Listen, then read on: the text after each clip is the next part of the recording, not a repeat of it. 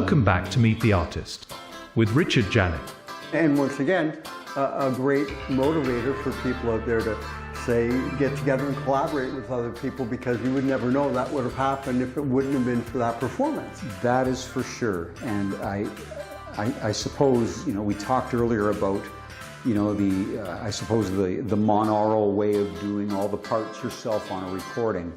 But as time goes on, you know, nothing can replace the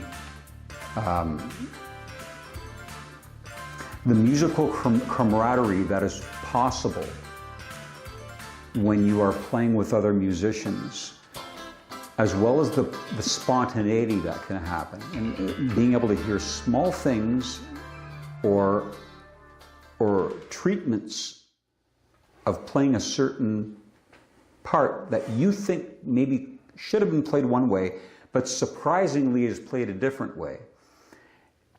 Those things are only able to happen when you have other people playing with you. And it's a wonderful thing. I have this little side project right now called Canadian Gold Rush. We play, you know, a few gigs a year as a you know, a tribute to Canadian music. Every time we get up there, there's a little surprise that happens in one way, shape, or form, either from our saxophone player or the guitar player or the bass player, and it's never the same way twice. And you know, I've really gotten to love that stuff. What's the next phase for your career? Well, it's interesting because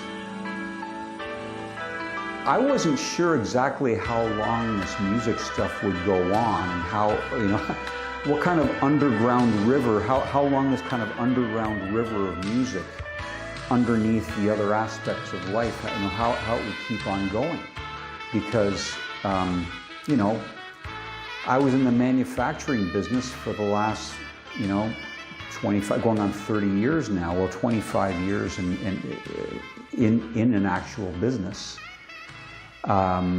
Where music was something that I could get to when I could get to it, and try to make it work in the best way I could. Miraculously, there was some stuff that got recorded, like the Polkadelic CD happened, you know, and that would not have happened if my brother and I were not kindred spirits, both in not only music, but in work. Because I think what that album was, it was a great way to depart from our work responsibilities and collaborate artistically on something that we just had a ton of fun with. And we were, you know, writing some songs for that album as well. There were a bunch of covers of Doors and Guess Who, and, you know, songs by, you know, Hocus Pocus by Focus, but there were some original tunes on there. And as crazy as it sounds, those were fun, kind of zany songs, but it reminded me that I could still write songs. So there was enough of a connection of keeping my hand in writing tunes to think to myself, yeah, I can still do this. And I enjoyed doing it. It wasn't super prolific, but enough of it was still there. You know, the river hadn't dried up completely. And now, I mean, I'm still working in the manufacturing industry, but how would I say, not tied down with the level of responsibility that, you know, having a business imposes upon you. So I think that has allowed some of the music to kind of rebound again. And I could honestly say that I'm probably about 50% through a new album right now, songs. And a lot of these tunes I myself enjoy listening to. I think I always enjoy listening to myself. I think I really enjoy listening to these tunes. And they haven't really been an effort to write. They've kind of been writing themselves. And I've played some of the demos for a few people, and yeah, that's a good tune. I like that, like the lyrics. I like the way the song kind of starts and how it kind of winds through and winds up. In addition to the great Canadian group doing the greatest hits from Canada, are you still doing? I know you're still doing some solo shows. Still doing some solo gigs. I think a little bit. I was very busy with it for a couple. I mean, even earlier this year, I was playing. Sometimes four shows a week. Small shows, big shows. I did a wonderful thing out at the Leamington Amphitheater. It was Canadian Gold Rush Unplugged, just me, and it's a great venue they have out there. It's almost like a pint-sized Pine Knob out there. So could I do that with a whole night of original stuff without that sort of Canadian Gold Rush spin to it? I'm not quite sure. I think that's still more of the coffee house and small venue thing if I'm going to be doing anything that is 100% original. I just want to gain some more traction with the original side of things, and maybe ease off a little bit on the entertainment gigs. Spend a few more months kind of honing these tunes down and getting the next set of recordings out. What is the craziest thing you ever found yourself in the midst of during a touring experience? Oh yeah, there's certain places in Canada that lend themselves better to certain seasons. So things got so busy with the dates, 1989 into 1990, that I actually hired a fellow as a roadie and a sound person. So he had an Econoline van. He was working part-time for a sound company here. And I said, hey, do you want to go out on the road for about 3 or 4 months? Because I got so many dates going on here. I can't handle all the driving and setting up and tearing down. So he came out with me.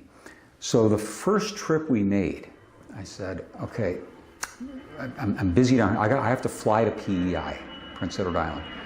Can you drive out there, get there a day ahead of time, check into the hotel? I'll be maybe later the same day or a day after you're flying out. And he said, yeah, I'll do that. So as a traveling companion, he took a friend of his out there who wanted to photograph the East Coast. So gave him some company. I said, yeah, sure, that's no problem. I'll take care of the hotel. So they got out there to the hotel in PEI. I got there later that same night at about 11 o'clock. Woke up the next morning, and I'm looking at the clock. I said, something's not right here. It's pitch black outside. And clock says 9 o'clock a.m. So when does the sun come up in this place?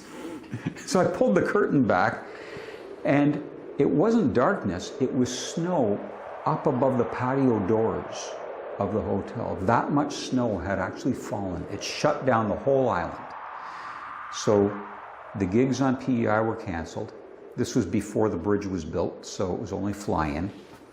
And so we thought, okay, as soon as we're able to do this, we got to resume the dates, and the next one is in Sydney, Nova Scotia. So we loaded all the stuff onto planes. I thought, okay, we're already going backwards here a little bit financially, but we got to finish what we started here. Everything's booked. Get on the plane. Plane's up in the air. A snowstorm starts while we got to go through the Halifax hub. So we can't even land in Halifax, let alone get to Sydney. They take us out to Moncton. And so it's getting worse by the minute. So there's 3 guys in the plane. The plane is being tossed around the air like a toy. The bags come out, for everybody.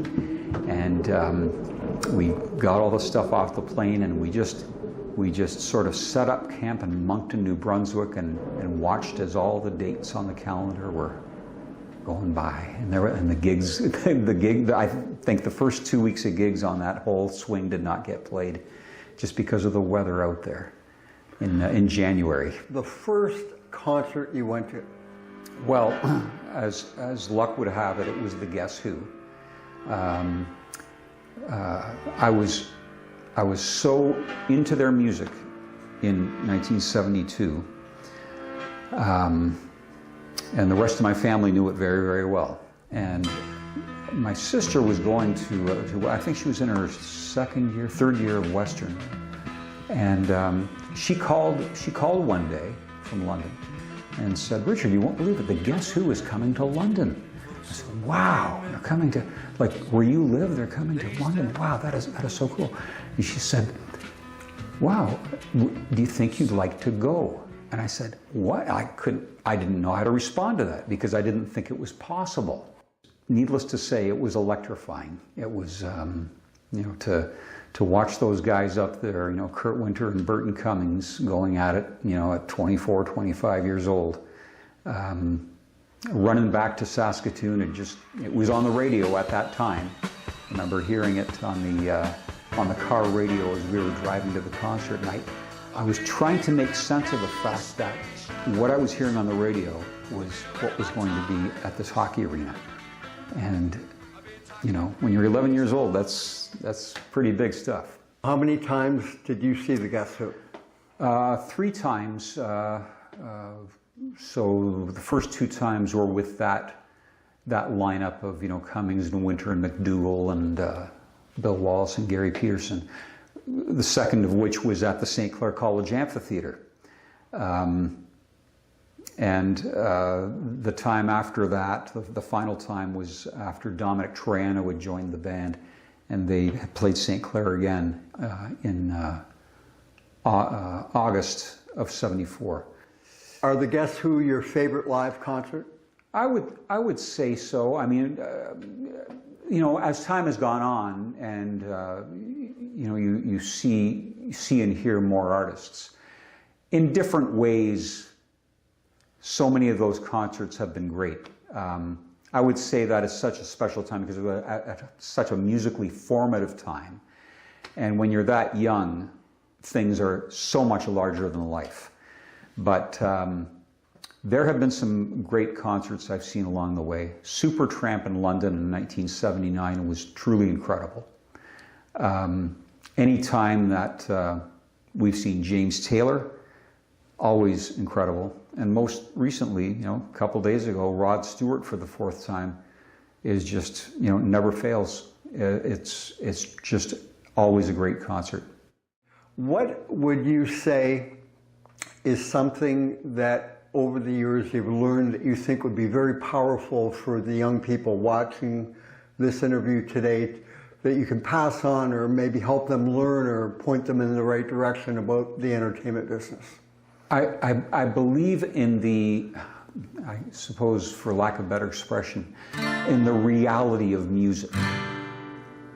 And making real music. I love the fact that music moves air when you play it, when you play a guitar, when you play a piano. And an extension of that is the voice. And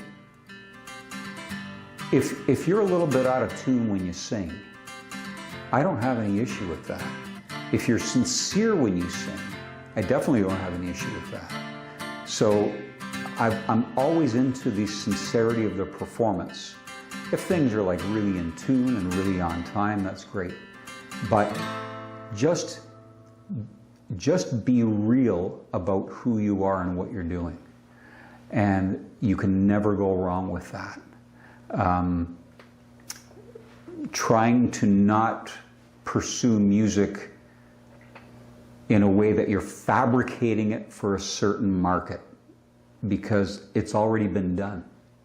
And by the time it's hit the market, it's already been done. And what you're doing when you're contributing to that market and trying to format your stuff to a proven style per se, is the more you do that, the less inventive you are being on your own accord. Would you be so kind as to play us out? Play us a little song? Absolutely, I would love to do that.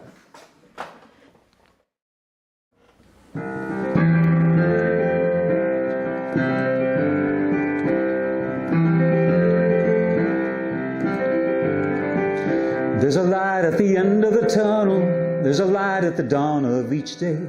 And the light burning deep inside you is the love lighting up my way. All we have is a time together. All we need is a love that is true.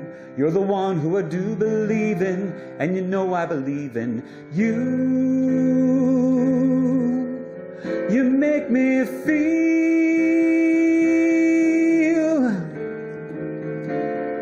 the rhythm of two when the one that you love. I think